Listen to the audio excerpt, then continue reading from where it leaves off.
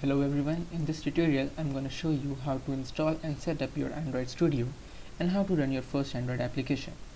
Let's get started. To download Android Studio, open your browser and just type Android Studio and go to the official website.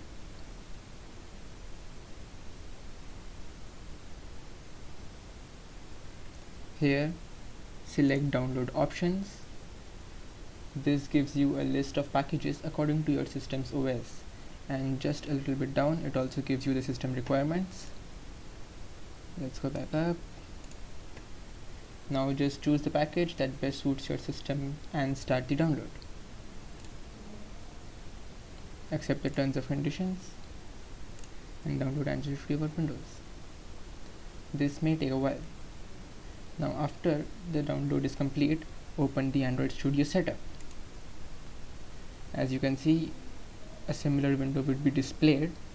Please make sure you are connected to a stable internet connection during the whole setup. Click next to continue. Now you will get an option to choose the components. This is basically a choice to download the Android virtual device, which enables you to run your application on a virtual device right on your monitors. This takes around 1 GB of space. You can also run the application on your Android phone by connecting it to the PC, which is faster. Thus, downloading the virtual device is purely dependent on your own needs. After choosing, click next. Don't change the installation location. Click on next. No changes required for the start menu folder either. Click on install. Now the installation starts. This may take several minutes. After some time the installation will get completed, and click on next. Do not untick the start Android Studio option and click on finish. Now Android Studio will open. On the first run, it will ask to import the settings. If you never installed Android Studio before, choose the don't import settings option and click on OK. Now Android Studio will load and some SDK components will get downloaded. Again, please make sure to be connected to the internet for this. This can take quite a while. After the SDK components are downloaded, a welcome screen will open. Click on next.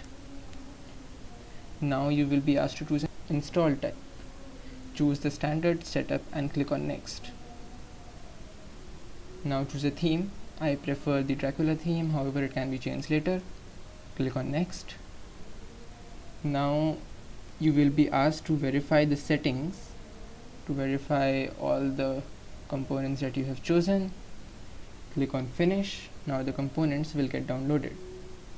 Again, make sure to be connected to the internet for this. This can also take a while. After completion,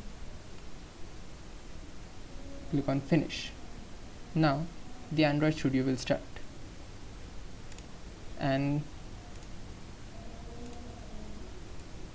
you will see this screen. Now let's get to making your first app. Start a new project. Now you will be asked to select a template. The Android Studio provides various templates like the basic activity, the empty activity, an activity that already contains the bottom nav bar, fragments, and a whole lot of different templates from which you can start your app. We are going to select the empty activity from which you can build your app on. Now you need to give a name to your application. Let's just go with my first app. There are two languages available. Choose Java and click on finish.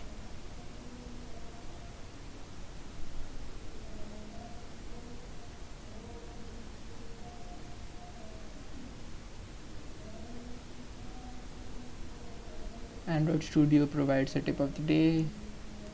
This can be useful. Let's just close it. Now as Android Studio starts, you can see various windows. You can see the Gradle build is still running. On your first run, you might even have to install some required components. So just install them and click on finish, and then your IDE will get opened. Now as you can see, Android IDE contains various windows. This right here is the editing window where you write all your code. This is the navigation bar, which helps you navigate through different files of your project. This is the toolbar. It provides you various options like running your app and launching various Android tools. And here you can see the project view. The project view contains your app and the Gradle scripts.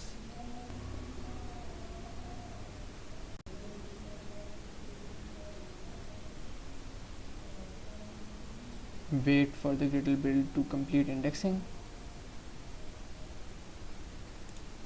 Now let's just wait for this to finish. Right, there are no discrepancies, which means that all the components have been downloaded and installed successfully. Now as you can see, this is called the project view. It contains the components of your app in a tree manner. The app folder consists the manifest, the Java and the res files. The manifest contains the Android manifest files, which basically is the structure of your whole Android app.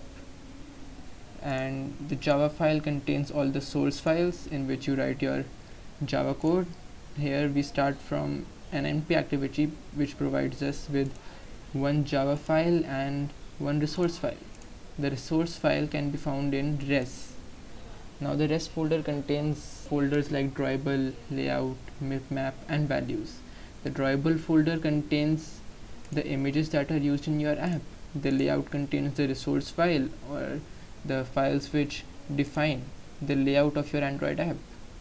The map contains various icons that your app is using, and values contains XML files of colors, strings and styles with preset values that you can use at various places in your app.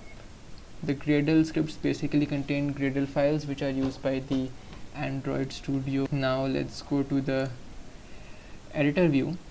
Here you can see that the activity main.xml is open. This is the layout file. Here you define how your app would look. So initially we are in the design view. This can be seen in three views: the design view, the code view, and the split view. The split view is preferred because here you can see the code as well as the design. The resource files are written in XML using tabs, and the source files are mainly written in Java. These define the functioning of the app. Now let's see, in default we have a text view which just says hello world, so that is what should be displayed if you run your app. So let's just get to running this. To run the app on your phone, you have to connect your phone to the PC via cable, and now you have to set it to transfer files instead of charging. Now you also have to set USB debugging to on, which you can set from developers option. If you haven't enabled developer options, you can go to the about settings in your phone and press on your OS version repeatedly to become a developer, and then go to developer options and set USB debugging as on. Now here I cannot show you the app on a physical device, so I'm just gonna run a virtual device.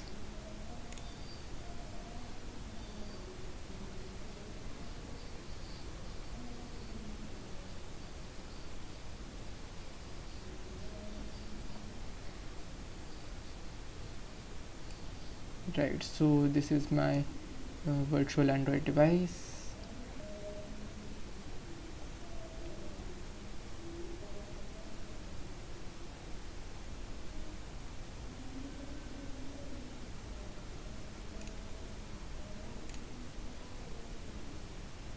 You will see the name of your phone right here, and you use the run button to run your app. You can also see various options as to your current phone, or to run on multiple devices, or to open your own Android virtual device.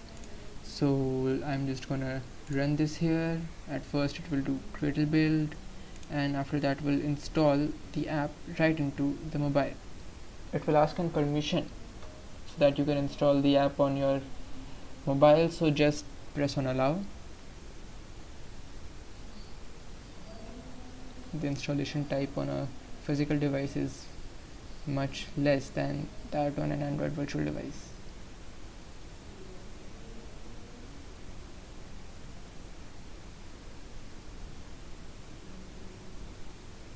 So now it is installing. It is launching activity right here. As you can see, this is what our XML file said. It had a text view that said hello world, which you can see right here. This is the action toolbar, which displays the name of the app. So there you have it. You have just run your first Android application. We'll get on to building complicated and much better looking apps in the next videos. Thank you.